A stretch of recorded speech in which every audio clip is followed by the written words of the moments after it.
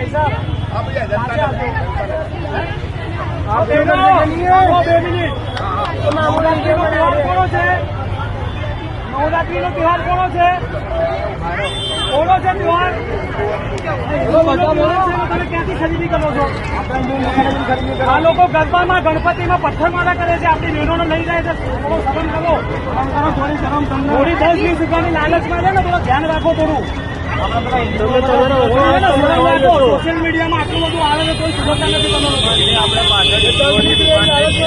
આપણા ગણપતિમાં પથ્થરમારો કર્યો એ રીતે આપણે આ લોકો ગણપતિ આપણા ગણપતિના ઉપર આ લોકો પથ્થરમારા કરે છે.